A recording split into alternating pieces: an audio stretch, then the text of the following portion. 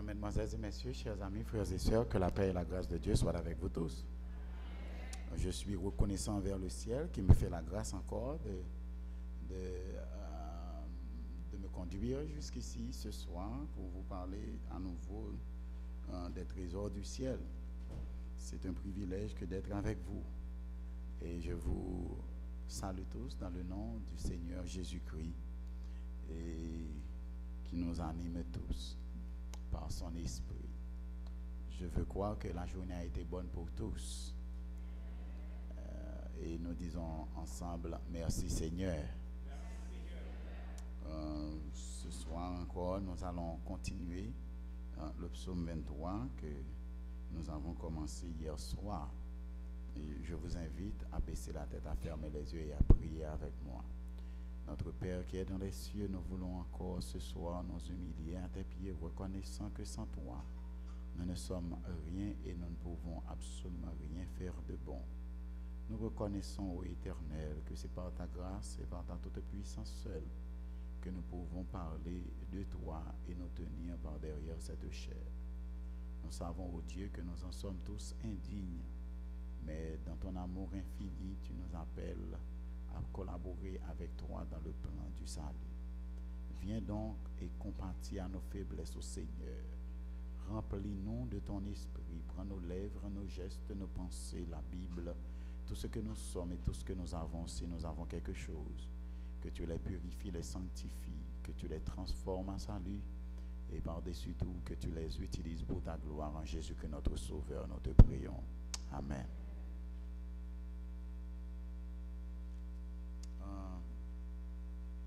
Hier soir, nous avons dit que le psaume commence avec le nom de Dieu qui est celui de l'alliance. C'est le Dieu de l'alliance, le Dieu qui compatit à nos faiblesses, qui peut nous comprendre et qui nous témoigne de sa bonté, de sa clémence en toutes circonstances. Quand nous avons besoin de lui, il est tout près de nous, il s'identifie à nous. Et il se révèle à nous dans une perspective purement anthropomorphique. Il se fait comme un homme et il est tout près de nous pour nous aider à gérer les tensions de l'existence, les tensions quotidiennes de notre vie. Et nous avons aussi dit que normalement il y aurait un problème au niveau de la traduction du texte. Au lieu de dire l'Éternel est mon berger, il serait bien de traduire le texte par l'Éternel étant mon berger, je ne manquerai de rien. C'est comme une assurance et c'est comme une façon de provoquer nos ennemis et c'est une déclaration de foi, en d'autres termes. C'est une déclaration de foi, une déclaration osée de celui qui s'accroche à la croix et qui veut servir Dieu de tout son cœur dans la fidélité. C'est comme pour dire aux circonstances négatives de la vie, c'est comme pour dire à tout ce qui pourrait venir sur nos chemins. C'est comme pour dire à la vie en elle-même et aux circonstances qui semblent aller en sens contraire que, écoutez, je n'ai rien à craindre et je n'ai pas peur. Je suis sûr que mon Dieu est avec moi. Et puisqu'il est mon berger, eh bien, pourquoi me troubler? Pourquoi devenir malade? Pourquoi courir par devant l'ennemi, car mon Dieu est avec moi. Est-ce que vous êtes avec moi, bien-aimés? Et hier, je vous avais enjoint à prendre ce Dieu pour votre berger, à faire de lui celui qui veille sur vous. Et certainement, en ce faisant, vous allez découvrir les bontés de la vie et aussi le bonheur parfait, même quand plus d'un se plaise à dire que le bonheur parfait n'est pas de ce monde. Mais nous savons que quand on s'accroche à Dieu, le bonheur est possible avec Jésus. Vous êtes d'accord avec moi? J'ai fini par comprendre que le bonheur, ce n'est pas quelque chose qui vient de l'extérieur, mais c'est quelque chose qui vient de l'intérieur de soi. C'est quelque chose que vous cultivez en vous-même. Votre attitude face aux problèmes détermine si vous êtes heureux ou si vous êtes malheureux. Ça dépend de la façon dont vous permettez aux problèmes de l'existence de vous affecter. Si vous avez la foi en Jésus et que vous savez que quelles que soient les circonstances, toutes les fois que le Seigneur a ses yeux rivés sur vous, tout ira pour le mieux. Je n'ai pas à souffrir, je n'ai pas à laisser à quelle que soit circonstance pour affecter au-delà de la mesure, au point que je sois tombé malade. Vous êtes d'accord avec moi? Les médecins ont découvert que ceux-là qui savent prier, ils survivent la maladie beaucoup plus facilement que ceux-là qui n'ont pas de relation avec le Seigneur. Et je puis vous dire très sincèrement, si vous avez de la bonne mémoire, vous vous souviendrez de ceux-là qui étaient autour de vous et qui avaient été atteints de la même maladie que vous, mais qui aujourd'hui sont déjà dans la tombe, mais vous êtes encore en vie. Et vous étiez beaucoup plus malade qu'eux, mais vous-même, vous êtes vivant parce que vous ne permettez pas au problème de vous dicter votre comme des cas dit là, vous ne permettez pas aux circonstances extérieures de vous dicter votre état d'esprit. C'est pas le vrai mot que je cherche. I don't know if you sometimes we let our circumstances dictate us our mood.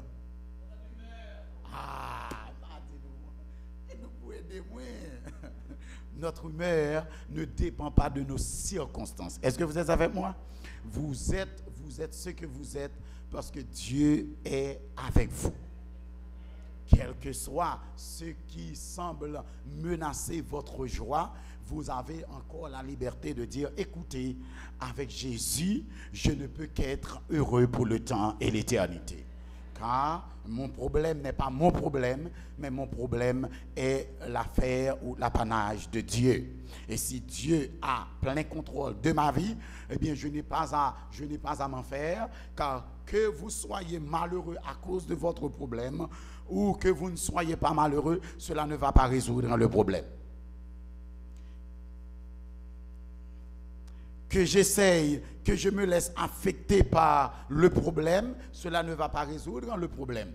Donc, je puis dormir en paix et laisser Dieu résoudre le problème pour moi, parce que moi, je ne peux pas résoudre le problème.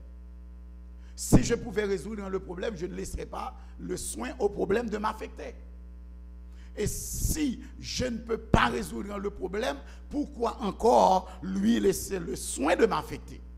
Car je connais quelqu'un qui est bien plus fort que mon ennemi, qui est capable de gérer les circonstances. Eh bien, je lui donne tout et je laisse Dieu résoudre mon problème.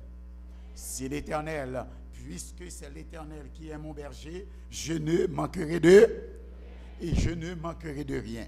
Il me fait reposer dans de verts pâturages. Mes frères et mes sœurs, nous commençons avec l'énumération ce soir. C'est une énumération des biens, des bénédictions qui s'accrochent au fait que notre Dieu est notre berger. Il me fait reposer dans de verts pâturages. Bien-aimés, est-ce qu'il vous est déjà arrivé de vous trouver dans une circonstance où vous ne pouvez même pas dormir le soir?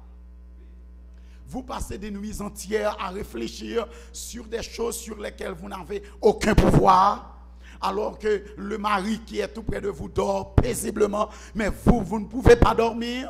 Votre femme dort paisiblement, vos enfants dorment paisiblement, mais vous êtes malade au fond de vous-même, vous ne pouvez pas dormir, parce que votre vie est bouleversée. Il y a tant de problèmes, tant de difficultés, tant de soucis. Vous êtes tellement concerné par le lendemain que vous vous demandez, est-ce que vous allez traverser la nuit? Il me semble que vous voulez que la nuit s'écoute ou se rallonge parce que vous n'avez pas la force qu'il faut pour affronter le lendemain de votre vie. Mais notre Dieu nous fait reposer dans de verts pâturages. Parce que la brebis, autrefois, eh bien, il est malade, il est tellement soucieux de son bien-être, il ne veut pas se coucher n'importe où. Il ne veut pas se coucher n'importe où parce que le gazon doit être bien coupé et bien traité. Il ne faut pas qu'il y ait d'insectes ou même il ne faut pas qu'il y ait de moustiques, quel que soit ce qui pourrait nuire au bien-être et à la santé de la brebis. Il faut que le berger prenne le temps de préparer le gazon, de traiter le gazon, de s'assurer qu'il n'y a aucune bête dans le gazon qui pourrait nuire au bonheur et au bien-être de sa brebis. Parce que quand la brebis est couchée, eh bien, elle se couche paisiblement. Est-ce que vous êtes avec moi? Car il sait que si le berger me dit de me coucher là, c'est parce qu'il a déjà fait un travail au préalable. Est-ce que vous êtes avec moi? Notre Dieu a déjà préparé le chemin pour nous. Dieu ne va pas nous demander d'aller dans un emploi, sachant que là, nous allons connaître la mort. Si le Seigneur nous dit d'y aller, c'est parce qu'il sait qu'il a déjà fait toutes les préparations nécessaires pour nous. Est-ce que vous êtes avec moi, bien-aimés? Si le Seigneur vous dit de passer à l'autre bord, vous pouvez aller sans souci, car Dieu prend toujours soin de ses enfants. Il me fait reposer dans le vert pâturage. Bien aimé, si le Seigneur n'était pas avec nous, Satan t'a cut us off. But notre Dieu est trop puissant pour permettre à l'ennemi de braguer. C'est pas le mot. De se vanter. Voilà le mot. Braguer, c'est anglais. Pour permettre à l'ennemi de se vanter, de se croire quelque chose. De se croire capable d'atteindre son enfant. Le Seigneur permet à l'ennemi d'intenter des choses. Mais le Seigneur arrête les coups de l'ennemi avant que nous en soyons atteints. Et c'est ce que j'aime avec Dieu. Vous voyez le malheur, le Seigneur vous dit continuez. Vous dites, mais devant le malheur, le Seigneur nous dit de continuer. But by the time you get there, le malheur s'est déjà dissipé, car le Seigneur a déjà envoyé ses anges par devant nous pour nous préparer la route. Si Dieu n'était pas fidèle à son devoir, si Dieu n'était pas fidèle à ses enfants, bien-aimés, nous n'existerions pas aujourd'hui. Le problème, c'est où qui est. Et vous en avez peur. Mais ce que j'aime, parfois le Seigneur ne nous permet pas même de voir comment il va résoudre le problème. Parce que nous ne sommes pas capables de croire qu'il le ferait vraiment. Et il nous laisse naviguer, aller en chemin. Et lui, il prend soin de nous. Notre berger nous prépare pour la bataille et il prépare la victoire pour nous avant même que la bataille s'engage. Bien-aimé, je veux prendre ma vie comme une expérience pour soutenir cette thèse que je viens de développer. Pardonnez-moi, je dis une thèse. Je devais laisser Haïti et celui qui devait venir me prendre à l'aéroport n'allait pas pouvoir venir. Je ne parle pas l'anglais. Je suis touriste. Je n'ai même pas une adresse où je vais descendre, car je n'avais pas ces informations. Celui qui devait venir me prendre à l'aéroport savait pertinemment où il allait me déposer, et je n'avais pas à me soucier de cela. Et j'ai fait mon billet, et je sais que je devais voyager le 25 mars de l'année 1999. Et je suis venu aux États-Unis. Vous imaginez, vous êtes heureux pour voyager? Mais je ne savais pas ce qui allait m'attendre. Et par bonheur, j'ai rencontré un ami et je lui ai dit, mon ami, tu sais que je pars, je vais aux États-Unis, je vais passer un mois aux États-Unis. Et l'ami aussi avait un visa et il voulait aussi voyager. Et il avait déjà acheté son billet et il a décidé de changer son billet pour qu'il voyage avec moi. Pour vous dire franchement, j'ai pensé que cet homme avait perdu la tête. Il est malade parce que moi, je ne le ferai pas. Moi, je vous le dis en vérité, je n'aurais pas fait une telle chose. Non, je n'aurais pas fait cela. Ma partie, n'a rencontré l'autre bon. Mais lui, il m'aimait tellement, il a décidé de changer son billet pour que nous soyons à bord du même avion. Et effectivement, il l'a fait. Et quand l'avion a atterri, nous sommes tous les deux sortis. Des gens sont venus le chercher. Et moi, la personne qui devait venir me prendre, n'est pas venue. Laissez-moi vous dire ce qui allait m'arriver. Pour arriver dans l'aéroport, la première question, est-ce que quelqu'un vient vous chercher? La deuxième, est-ce que vous avez une adresse? Parce que vous devez traverser l'immigration. Et si vous n'avez pas d'adresse, eh bien vous allez devoir dire pourquoi vous êtes aux États-Unis. Et si vous n'êtes pas en mesure de fournir une adresse formelle, eh bien on vous met dans le même avion.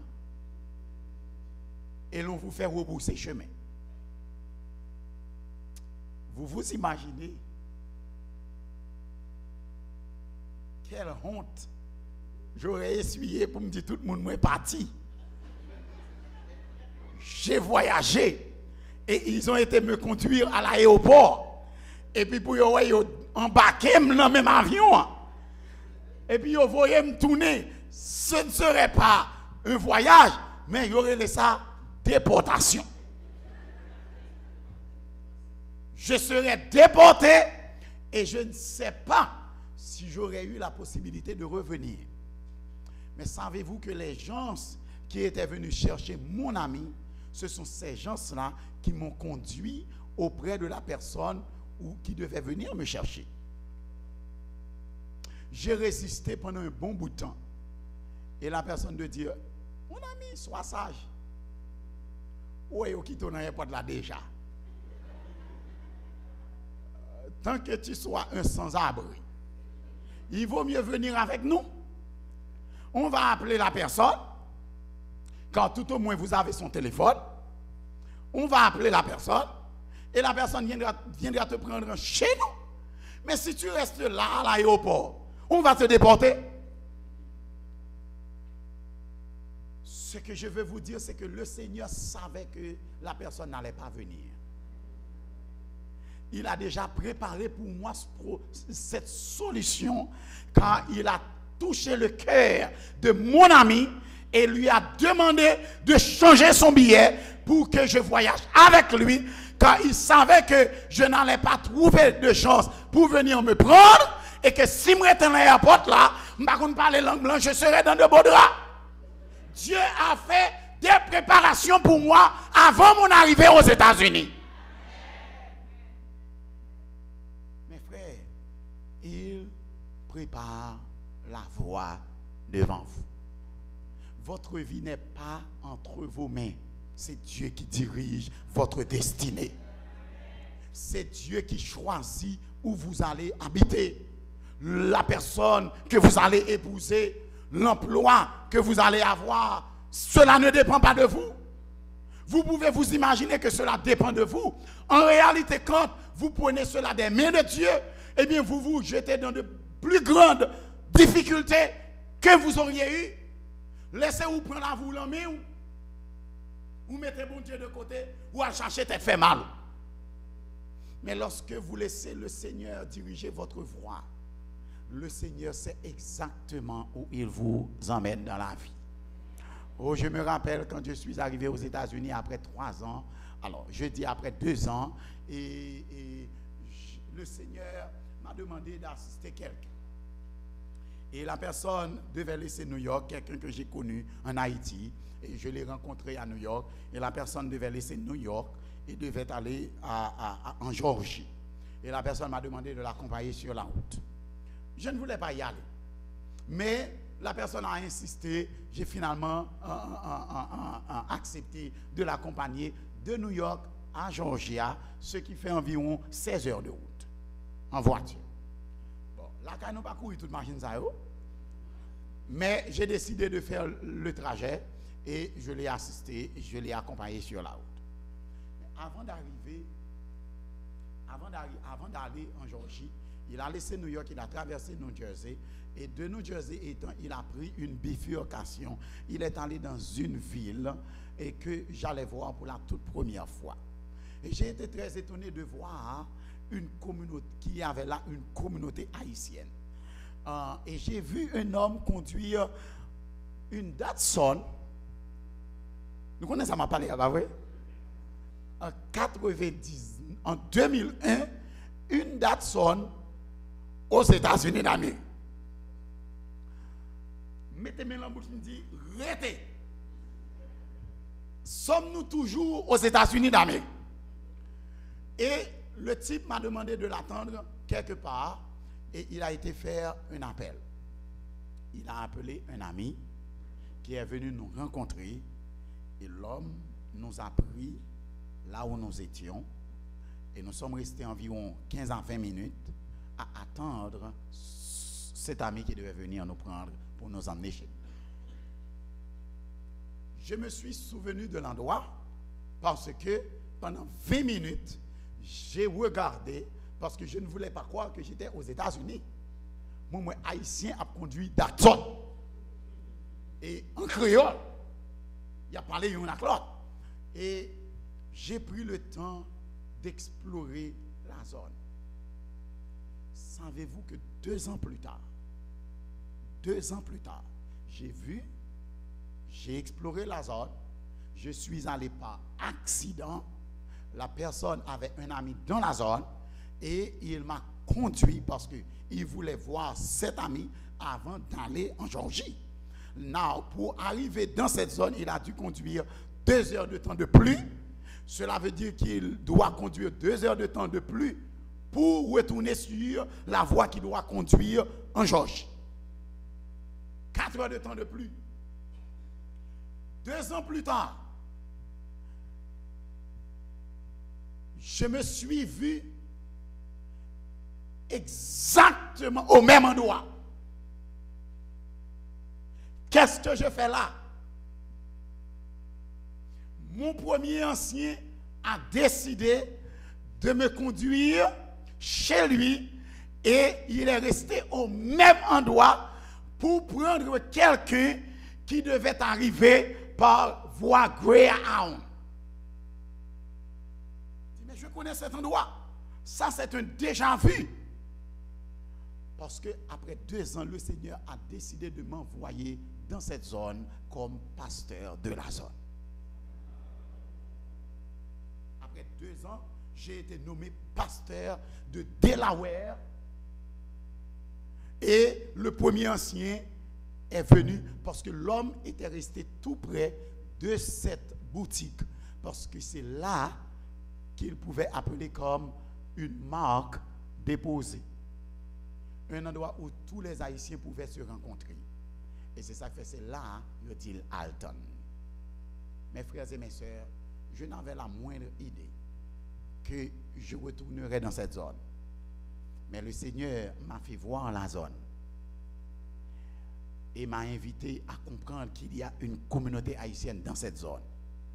Et que c'était ma préparation pour le ministère dans cette zone.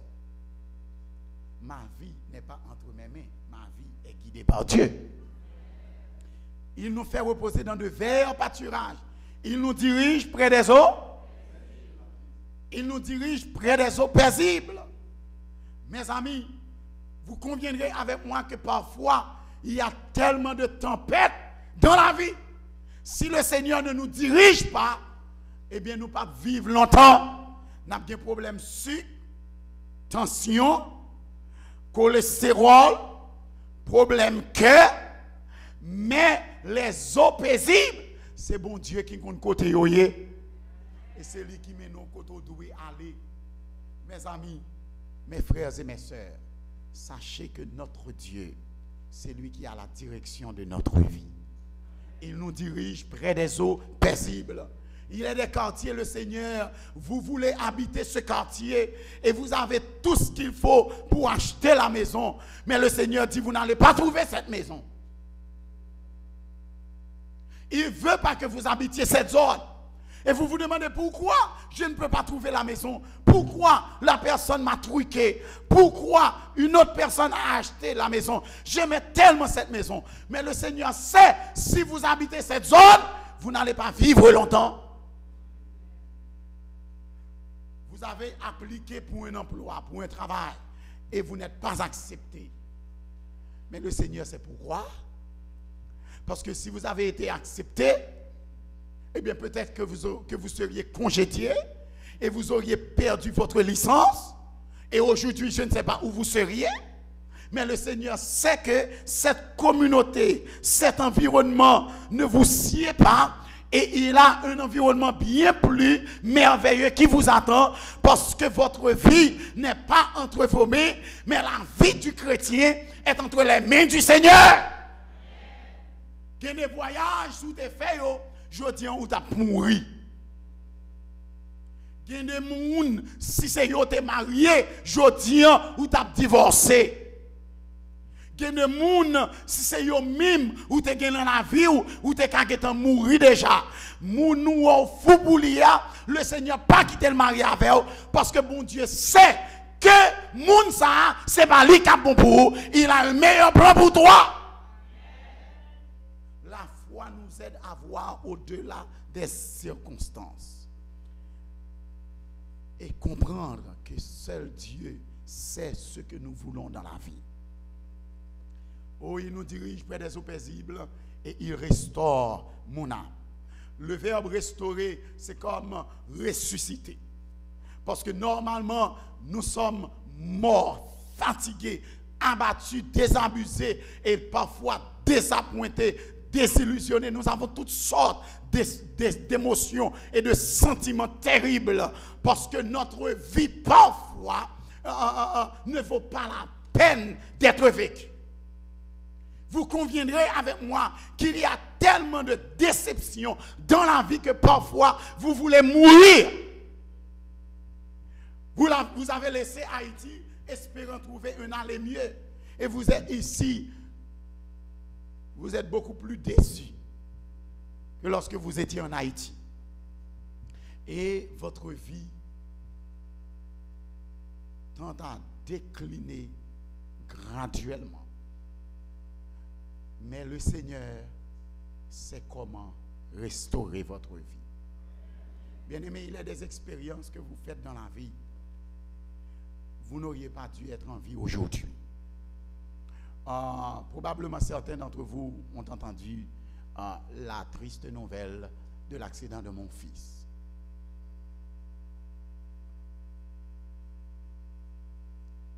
Mais je puis dire que le Seigneur m'a restauré. Comment vous assistez à cet accident? Vous êtes témoin de toute la scène. Une voiture a heurté votre enfant. Ce n'est pas un homme, mais c'est un garçon de 7 ans.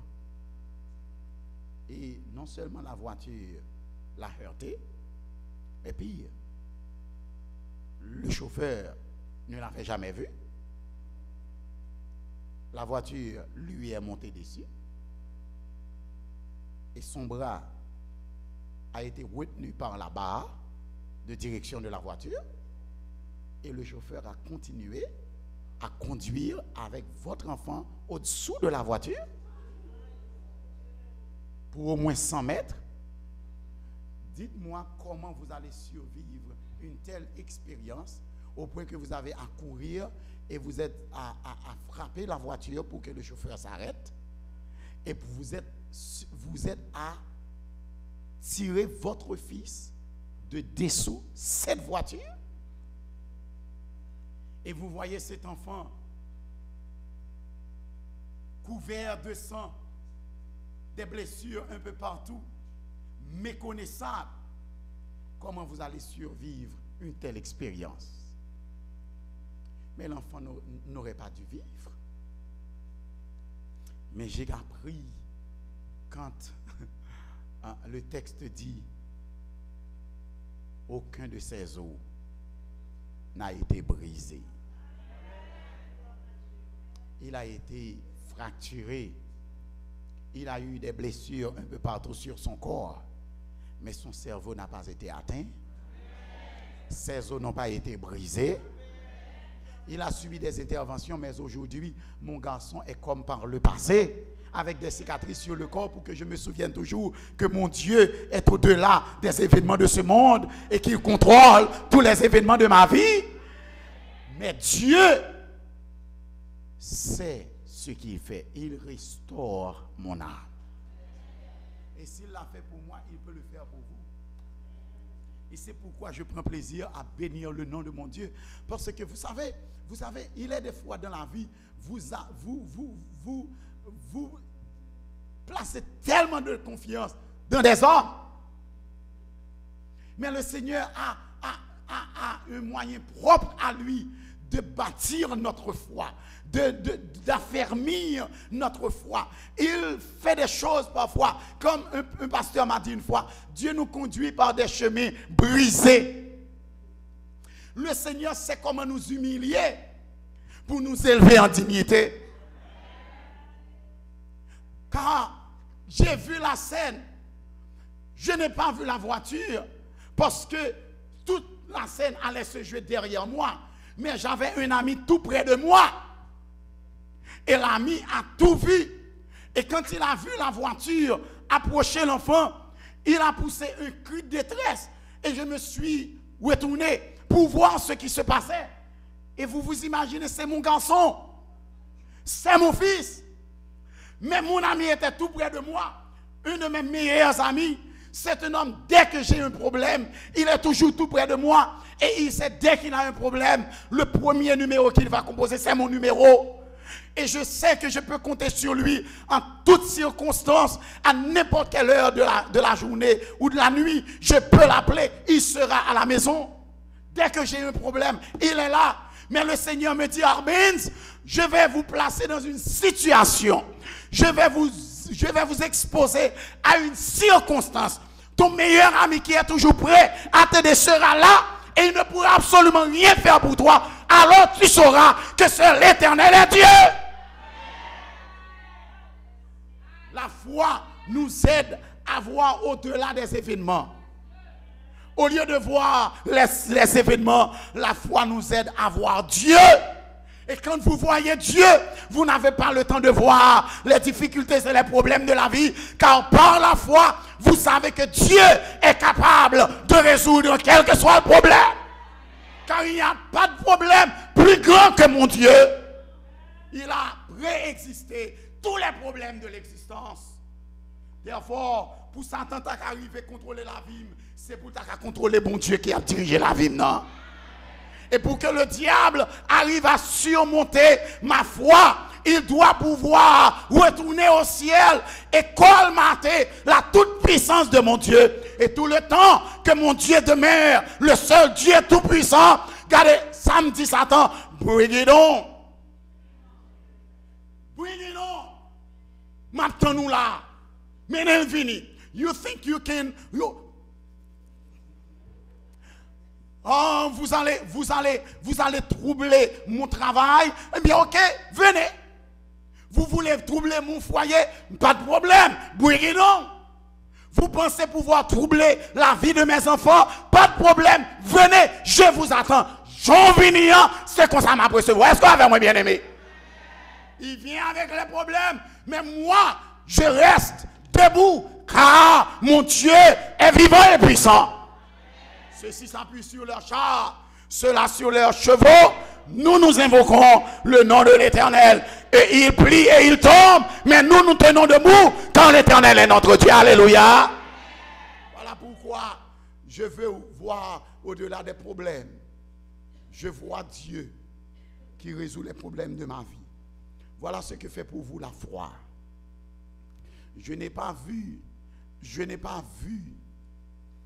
la vie dans cet enfant.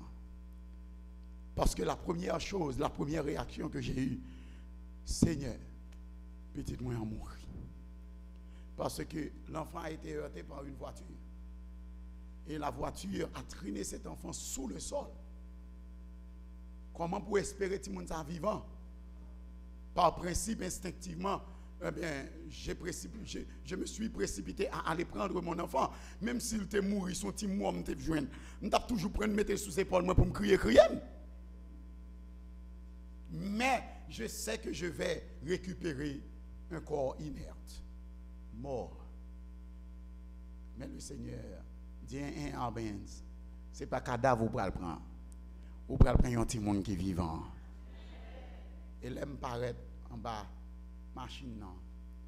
And when I called his name, elle dit, Daddy, please, save me. C'est comme si le ciel s'est ouvert devant moi. C'est comme si je n'ai pas vu sa face, mais j'ai vu la face de Dieu. Comment ce garçon peut-il encore être vivant après tant d'expérience? Dieu est là. Il me conduit près des eaux et il restaure mon âme. Pendant des mois, j'ai perdu ma mémoire. Le choc. Pendant des mois, j'ai perdu ma mémoire. Parce que le choc, le traumatisme était trop grand pour moi. Mais j'ai dit, Seigneur, j'ai besoin de ma mémoire. Je ne peux pas prêcher sans ma mémoire. Et le Seigneur, graduellement, a rétabli ma mémoire. Je sais ce que cela veut dire quand j'ai dit, il a restauré mon âme. Il me dirige près des eaux paisibles. Il me fait reposer dans de verts pâturages. Il me dirige près des eaux paisibles et il restaure mon âme. Mes frères, le texte me dit, il me conduit dans les sentiers de la justice à cause de son nom. Et je vais m'arrêter sur ces paroles. Il me conduit dans les sentiers de la justice à cause de son nom. Permettez-moi de vous dire que si le Seigneur a fait tout ça, ce n'est pas parce que je suis saint. Voilà le sens de ce verset pour moi. Il me conduit dans les sentiers de la justice à cause de son nom. S'il a sauvé mon fils, s'il a protégé mon garçon, ce n'est pas parce que je suis fidèle. Je ne le suis pas. Ce n'est pas parce que je suis un saint. Je ne le suis pas. Ce n'est même pas parce que je prie beaucoup. Je ne prie pas beaucoup. Mais le Seigneur vous a sauvé, le Seigneur m'a sauvé parce qu'il tient beaucoup à son nom. Vous n'êtes pas là. Le Seigneur sait s'il permet à l'ennemi de triompher, son nom sera humilié. Il fait ce qu'il fait pas parce que vous le méritez, mais il le fait parce qu'il tient à ce que son nom soit élevé, glorifié et admiré. Est-ce que vous êtes avec moi, bien-aimés? Parce qu'il y a des gens sur le quartier qui vous voient aller à l'église chaque sabbat. Vous connaissez votre vie. Vous savez que vous n'êtes pas fidèle. Mais eux, ils ne savent pas que vous n'êtes pas fidèle. Vous savez que vous ne priez pas correctement. Vous connaissez votre vie cachée. Mais eux, ils ne savent pas, lorsque vous fermez la porte derrière vous, vous êtes à l'intérieur de la maison, ce qui se passe. Mais ce qu'ils voient, c'est que quand vous allez à l'église, vous êtes dévot, pieux, sincère, bien vêtu. Et vous priez, vous chantez, vous rentrez dans la voiture et puis vous allez à l'église et ils vous voient toujours accueillir des gens à la maison pour des séances de prière. Et l'Éternel dit, si je laisse le diable triompher de cette âme, eh bien tous ces gens qui sont sur le quartier vont se poser la question, mais où est son Dieu?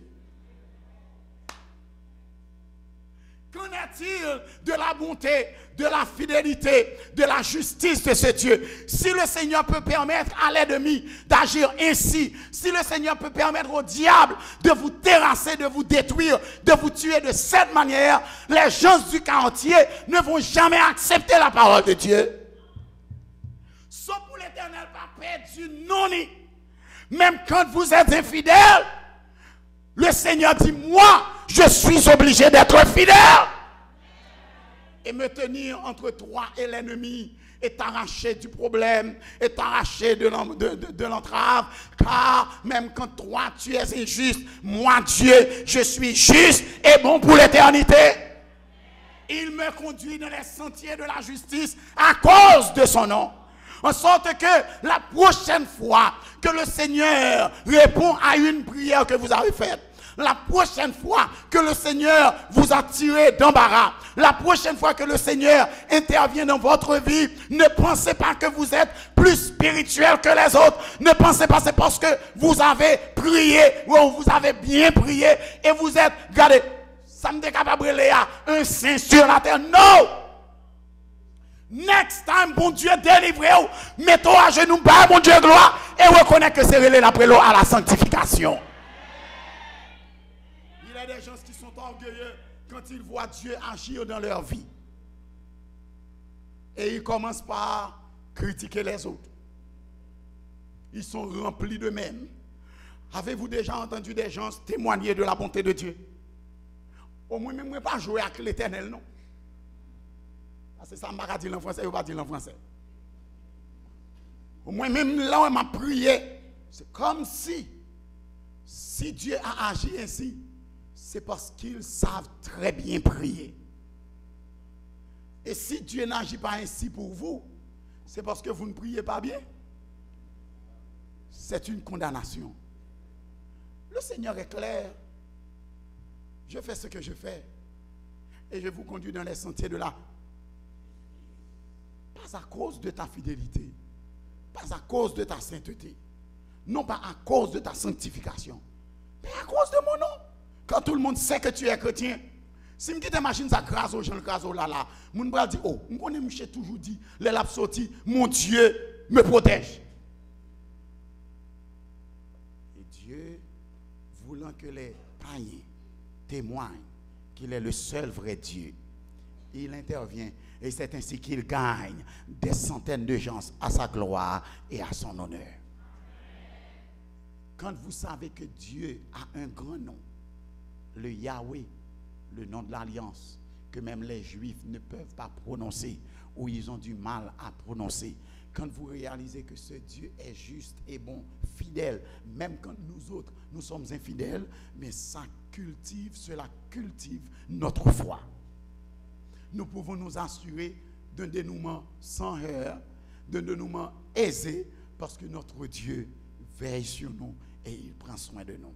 La prochaine fois que vous aurez à lire ces quelques versets, pensez à la bonté de Dieu, à la fidélité de Dieu en contradiction à notre état d'obscurité absolue. Et reconnaître que ce n'est pas à cause de vous que Dieu agit, mais Dieu agit à cause de son nom, pour sa gloire et pour son honneur et pour le salut du plus grand nombre.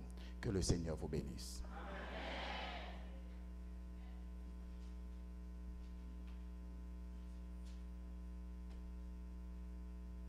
Oh, j'ai reçu aussi le mandat de vous inviter à prendre un engagement formel devant le Seigneur ce soir, à accepter, à le suivre dans les bons comme dans les mauvais moments, et à dire à Jésus, quelles que soient les circonstances, je resterai toujours attaché à toi. Je te servirai jusqu'au bout, même quand je ne vois pas clair, mais je veux te voir et te voir seul. Dès que je te vois, Seigneur, je sais que tu prendras soin de moi.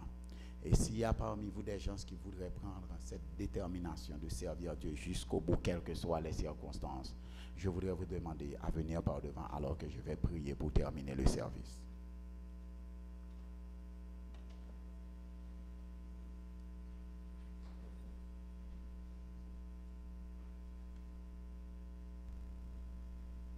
La foi nous aide à voir au-delà des événements, pour contempler la face de notre Dieu Tout-Puissant, qui sauve et qui délivre, qui agit en faveur de ses enfants.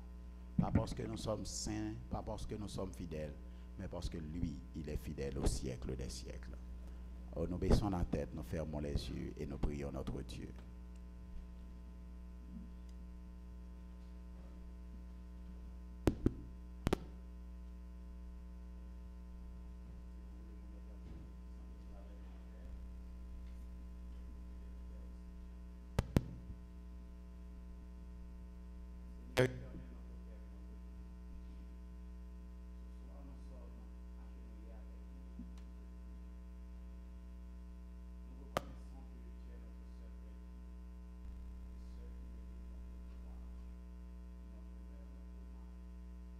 Et notre reconnaissance.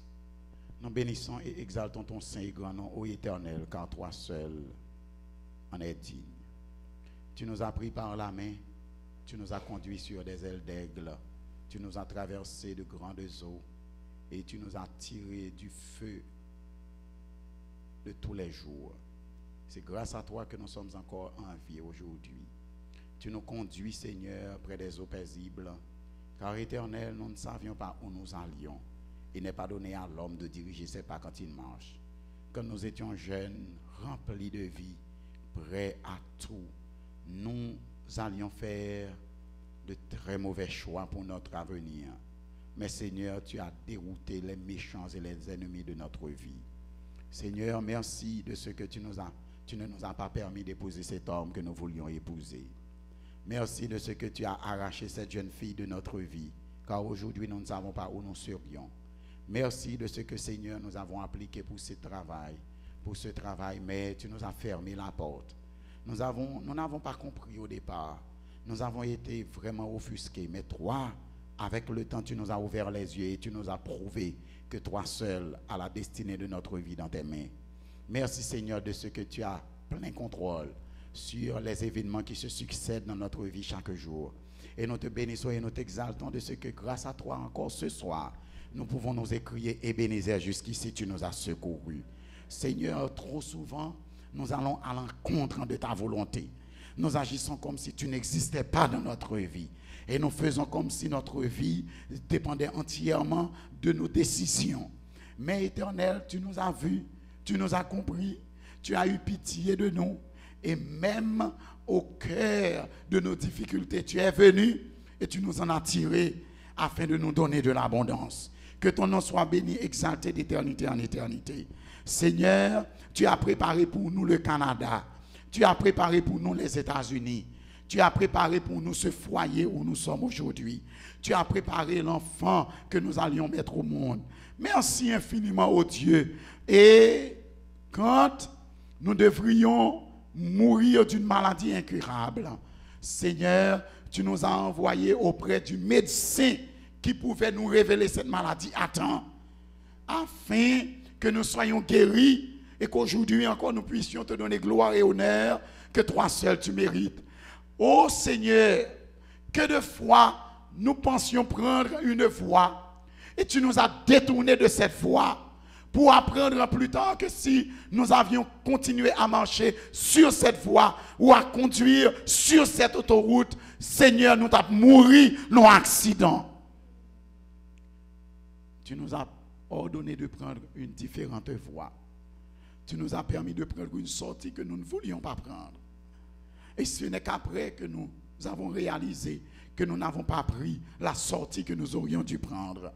Mais plus tard, dans les nouvelles, nous avons réalisé que la mort nous attendait, mais Jésus nous en a épargnés. Seigneur, 1000 fois merci. 1000 fois et 1000 fois merci. Que de fois nous aurions été victimes de beaucoup d'attentats. Mais Éternel, tu nous as fait grâce. Tu as annulé un voyage parce que tu savais que des méchants nous attendaient en Haïti pour nous égorger. Seigneur, nous allions quelque part, mais tu nous as contrariés. Nous avons été fâchés, mais plus tard, tu nous as permis de réaliser que c'est toi qui as dirigé cet événement parce que tu as vu le malheur que nous ne pouvions pas voir et tu nous as fait grâce. Aujourd'hui, Éternel, nous voulons, à la lumière de ces choses, faire un acte de foi et te supplier de nous diriger et de nous guider jusqu'à la fin. Apprends-nous, Éternel, à compter sur toi et sur toi seul. Apprends-nous à réaliser que quels que soient les problèmes et les difficultés de la vie, nos yeux peuvent toujours river sur toi. Et si nous avons les yeux fixés sur Jésus, notre Dieu, tout ira pour le mieux. Qu'importe ce que pensent les hommes de nous, mais un jour, nous triompherons certainement. Car si nous souffrons avec Christ, nous régnerons avec lui. Seigneur, donne-nous de la force, du courage, de la détermination et une foi ferme et vivante en toi. La foi de ne pas regarder aux problèmes, mais de regarder à Jésus qui peut résoudre les problèmes et de lui être fidèle dans les bons comme dans les mauvais moments. Et que les méchants s'avancent contre nous pour dévorer notre chair, mais nous savons qu'avec Jésus, notre victoire est assurée pour l'éternité. Que 1000 tombent à nos côtés et 10 000 à ta droite, tu ne seras pas atteint car Dieu sera toujours avec toi. Bénis-nous de toutes les bénédictions. Nous allons rentrer chez nos seigneurs. La route est encore très dangereuse, mais nous voulons te remettre en le volant.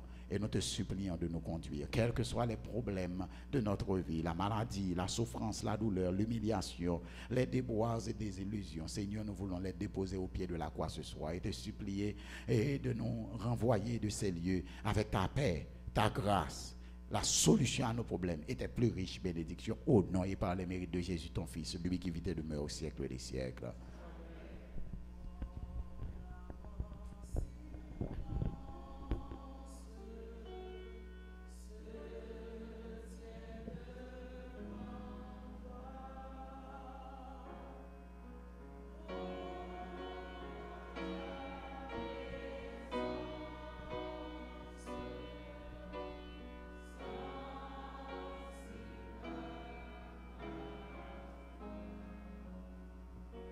Merci, bonne soirée, que Dieu vous bénisse, rentrez en bien à la maison. Et je rappelle que le pasteur avait demandé de rencontrer des gens, donc il peut venir le rencontrer. Merci.